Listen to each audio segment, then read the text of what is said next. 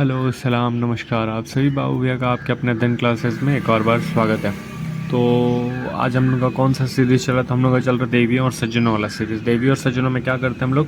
Numerical. सामने दिख भी रहा होगा स्क्रीन पे कि न्यूमेरिकल करना अपने को।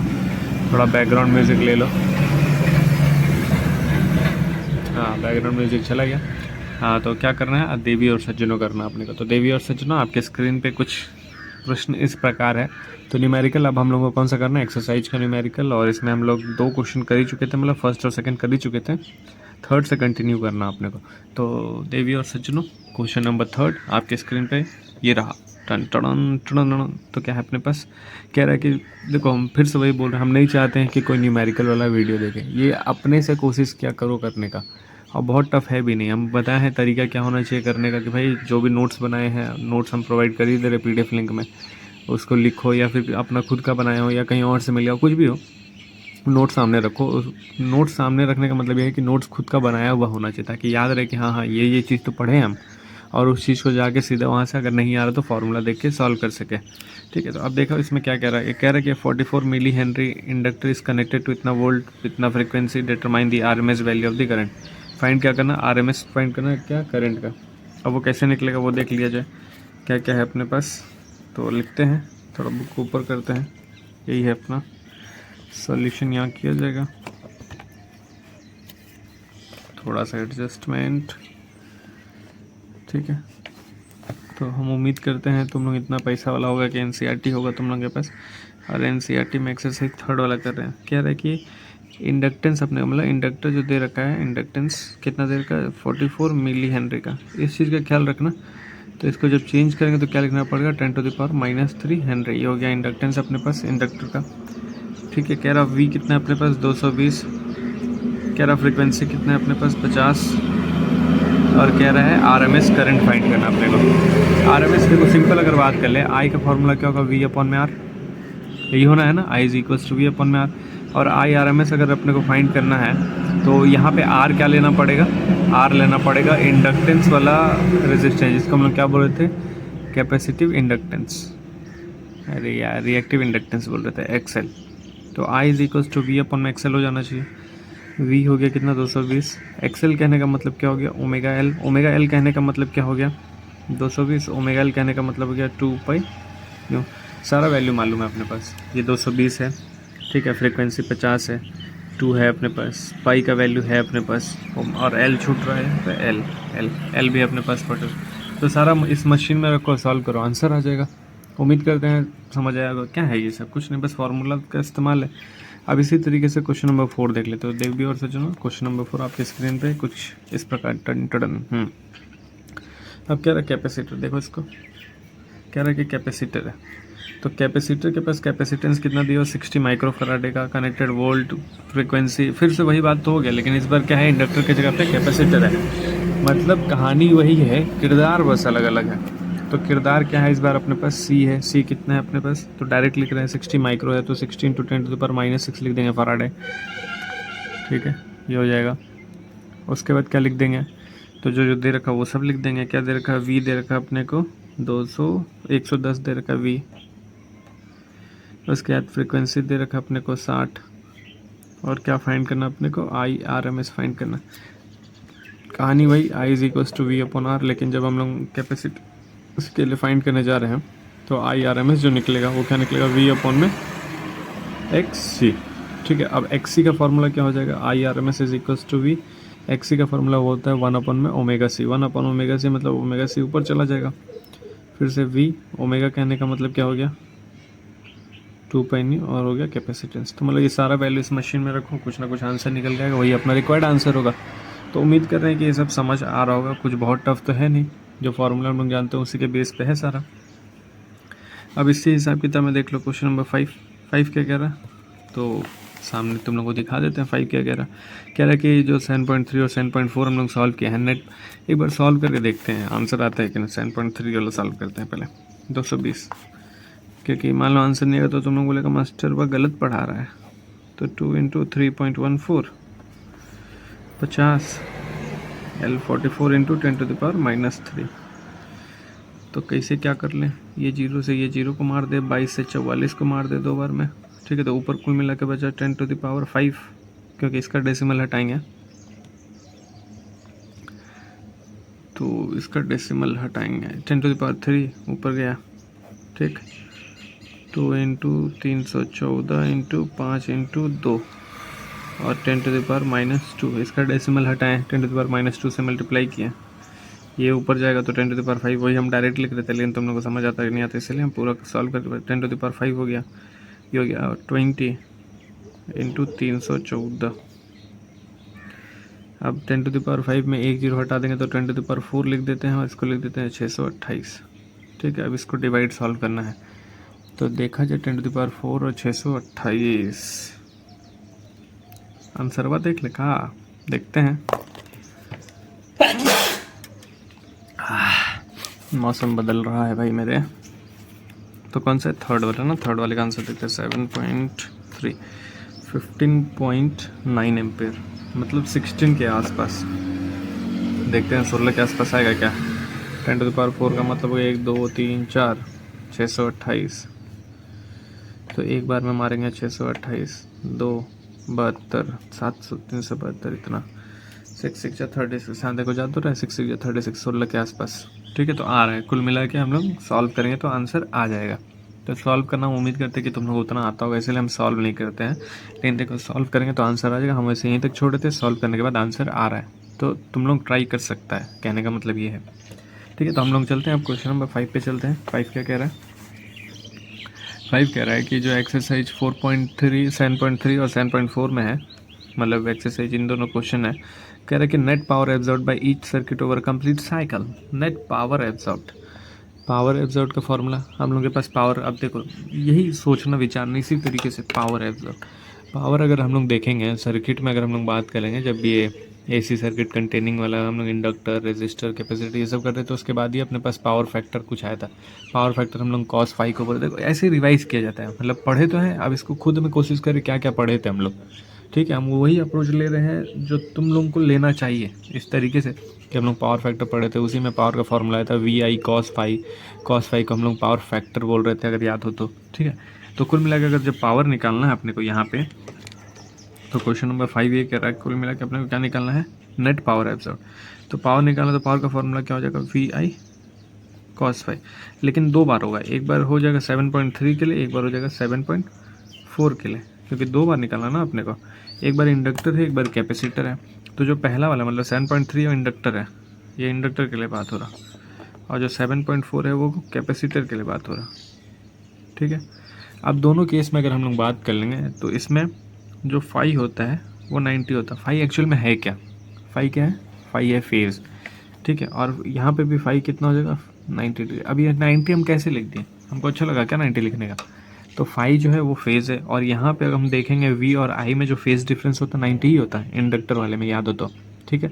सेम बात कैपेसिटर वाले में भी फेज़ डिफरेंस 90 होता है, यहाँ पे वी लीड करता है, यहाँ पे आई लीड करता है, तो दोनों में फेज़ डिफरेंस अगर हम बात करेंगे तो फेज़ डिफरेंस तो 90 हो रहा, मतलब वी और आई में जो फेज़ का एंगल बन रहा है वो 90 बन रहा है, यहाँ पे वी और आई में फेज़ का एंगल 90 बन रहा है। तो अगर फाई का वैल्यू 90 रख देंगे तो पावर एब्जॉर्ब कितना हो जाएगा, 0, क्योंकि ये 0 तो पूरा पार्ट 0, सेम पावर यहाँ क्या हो गया 0। तो कुल मिला के दोनों केस में पावर अपने को कितना देखने को मिल जाएगा। तो अगर ये पूछ रहा है कि नेट पावर एब्जॉर्ब कितना हो जाएगा ओवर अ कंप्लीट साइकिल, तो कितना हो जाएगा 0। उम्मीद करते हैं ये समझ आया होगा। इसी को शब्दों में भी लिखना है, जितनी बातें हम किए हैं उसको शब्दों में भी लिख के बताना है। अब हम चलते हैं 7.6 पे। तो इसमें क्या फाइंड करना वो देख लो। क्या रहा कि ऑब्टेन द रेजोनेंट फ्रिक्वेंसी। अब रेजोनेंट फ्रिक्वेंसी बोला है तो याद करना चाहिए क्या निकाले थे हम लोग रेजोनेंट फ्रिक्वेंसी में, omega R is equals to 1/√LC, कुछ ऐसा था। नहीं आ रहा है जाके देख लेंगे, हम हर बार बोले हैं नहीं आएगा जाके देखेंगे। Of LCR circuit with LCR सब दिया हुआ है। Q value of this circuit पूछ रहा है, क्यू भी निकालना। क्यू का भी फार्मूला हम लोग निकाले थे जिसको क्यू फैक्टर बोल रहे थे, शार्पनेस ऑफ रेजोनेंस बोल रहे थे, 3 ग्राफ बनाए थे। ऐसे याद होना चाहिए कि क्या क्या हम लोग पढ़े हैं। हाँ तो 6 नंबर चलते हैं। 6 नंबर क्या करना है अपने को निकालना रेजोनेटिंग फ्रिक्वेंसी। तो क्या होता है 1/रूट में LC, 1/√में L कितना दिया हुआ अपने को, तो L दिया हुआ है 2 हेनरी, तो 2 लिख दिया। C कितना दिया अपने को 32 माइक्रोफैराड है, तो 32 को चेंज करेंगे तो 10⁻⁻6 से मल्टीप्लाई करेंगे और इसको सॉल्व करेंगे तो रेजोनेटिंग फ्रिक्वेंसी का आंसर निकल जाएगा। तो तुम लोग को निकालना है तो तुम लोग को ये हैप्पी बर्थडे टू यू। ठीक है, आगे बढ़ते हैं। इसी में आगे क्या फाइंड करना है, क्या बोला क्यू वैल्यू। तो क्यू फैक्टर निकालना या क्यू वैल्यू निकालना, क्यू फैक्टर का फॉर्मूला क्या था, 1 में आर अंडर रूट में एल बाई सी, यही था भाई। एक बार चेक कर लेते हैं, हम भी चेक कर लेते हैं, ऐसा जरूरी थोड़ी कि हम हर बार सही लिख देंगे। कहवा है ए भैया,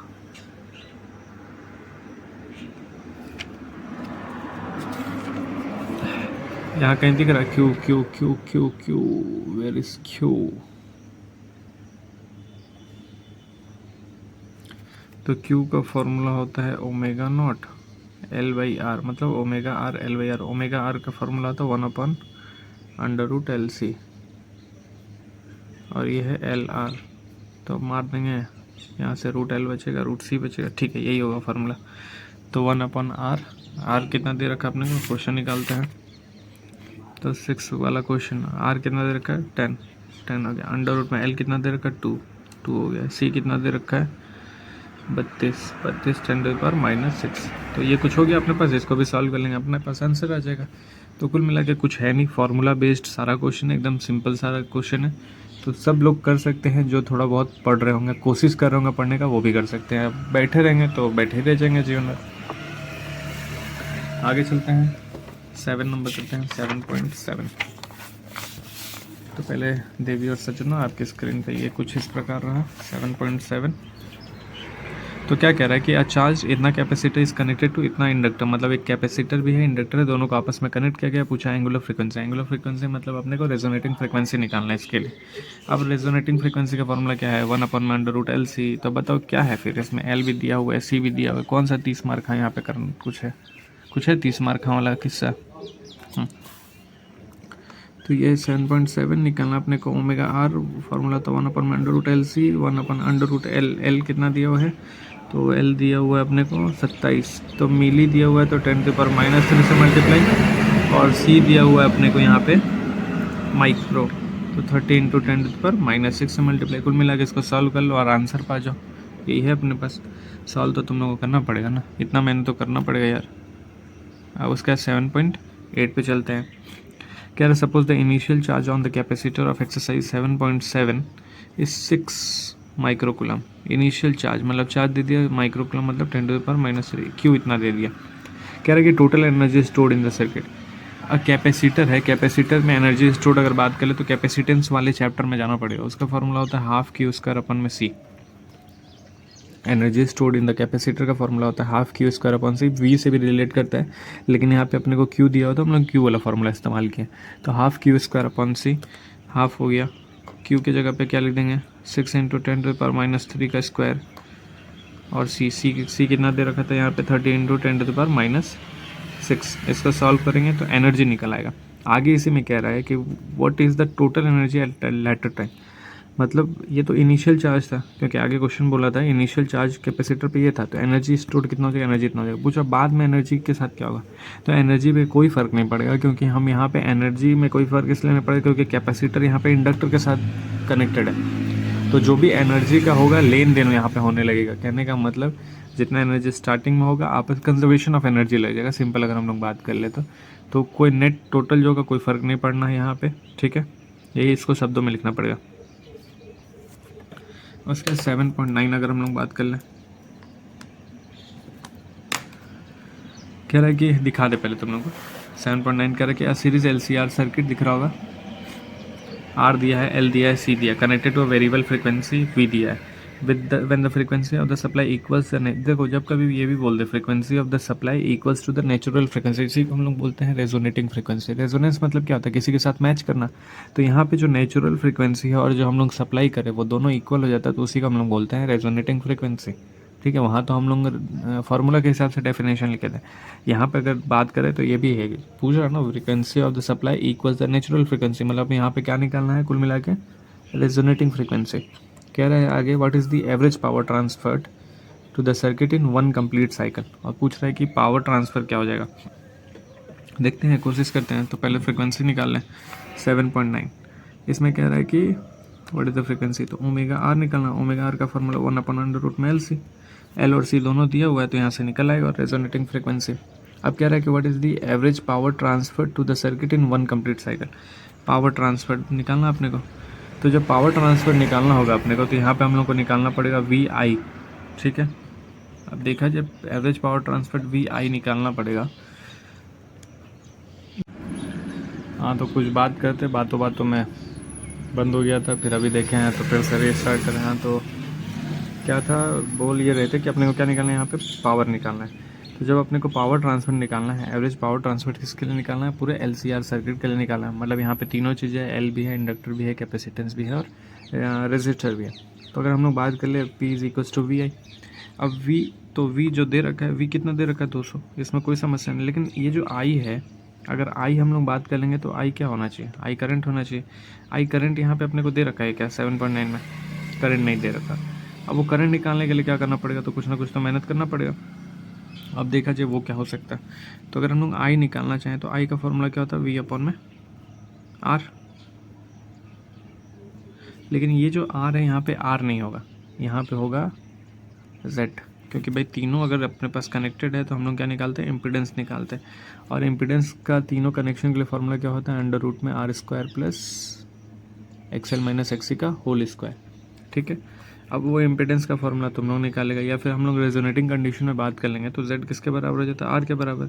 ये भी तो होता है रेजोनेटिंग कंडीशन में, अगर हम लोग बात कर लेंगे तो जो Z होता है, लिखना पड़ेगा ये सब जो हम बोल रहे हैं कि रेजोनेटिंग कंडीशन में Z जो है R के बराबर, तो डायरेक्ट कर लेते हैं, V = V/R कर लेते हैं, रेजोनेटिंग कंडीशन लगाना।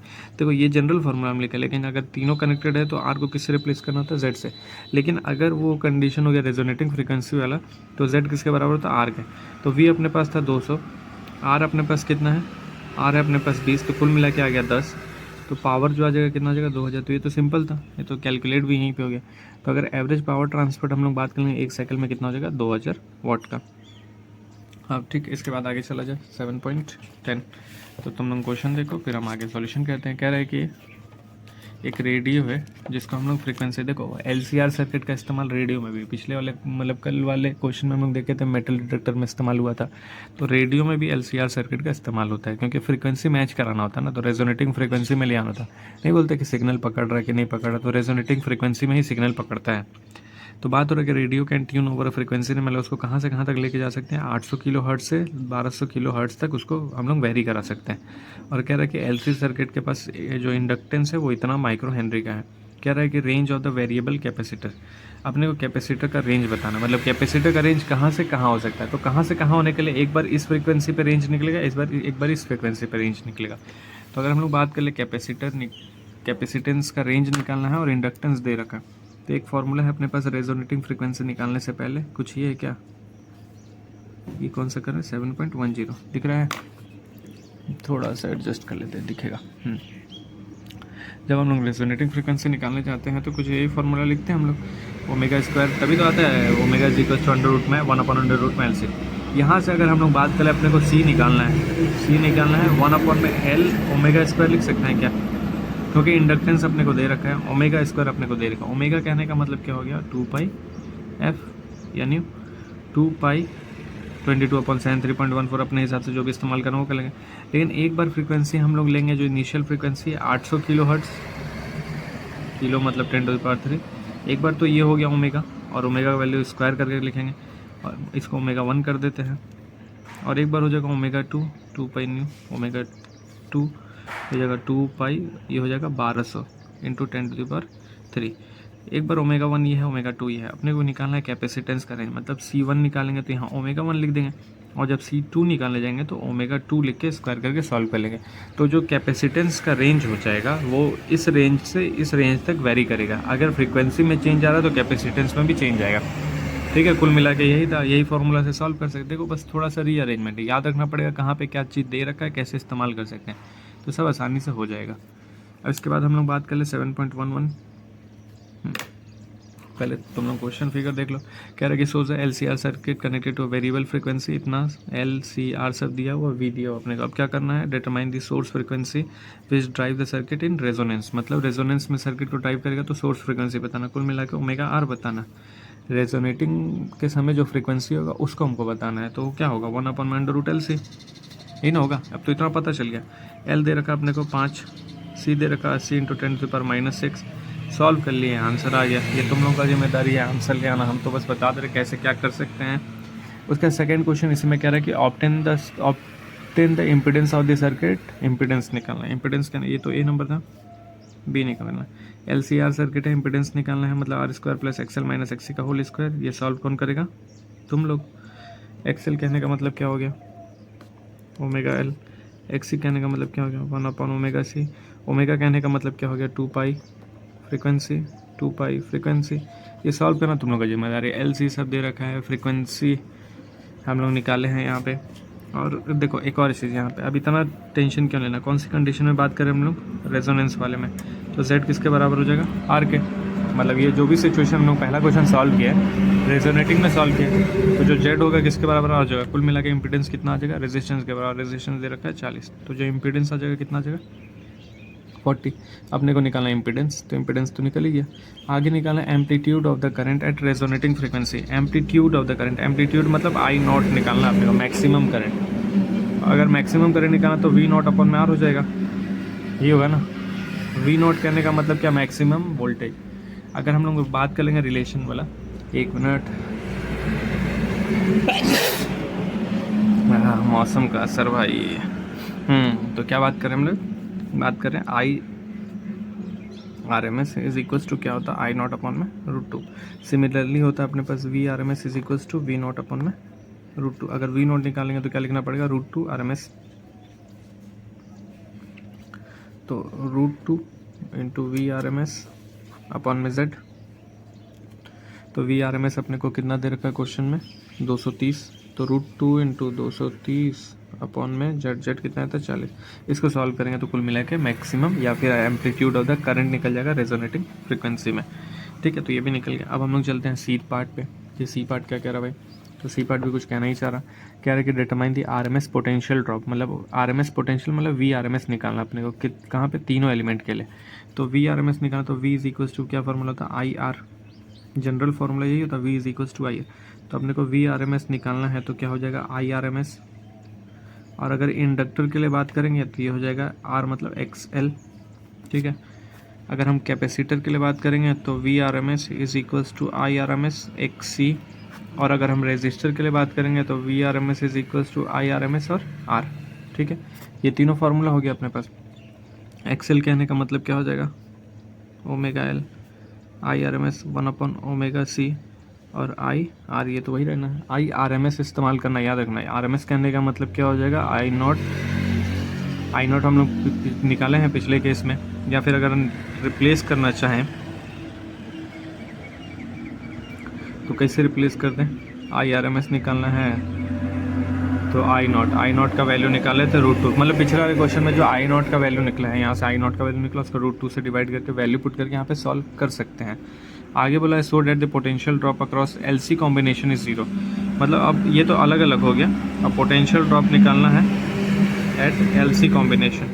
अगर हम लोग LC कॉम्बिनेशन के लिए चले जाएंगे तो हो जाएगा I, मतलब V is equals to IR, R ही होना है। लेकिन ये जो R होगा वो होगा XL माइनस XC, क्योंकि कॉम्बिनेशन ले लिया हम लोग।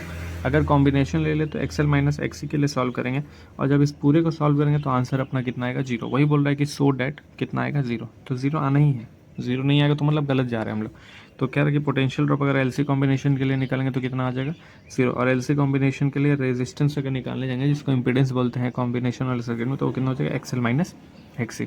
उम्मीद करते हैं कि सबको समझ आया होगा। और सारे लोग हम आधा अधूरा इसीलिए करते हैं ताकि तुम लोग पूरा उसको ट्राई करो सॉल्व करना, क्योंकि सीखना तुम लोग को है। मेरा 12th हो चुका है, ठीक ठाक नंबर भी आया था। बाकी तुम लोग को सीखना करना है, कुछ करना है तो करते रहो, नहीं करना है घर बैठो। तो ठीक है, फिर सारे लोग अपना ख्याल रखो, थोड़ा मोड़ा पढ़ते रहो, बाकी देखते रहो जो मर्जी हो। तब तक के लिए धन्यवाद।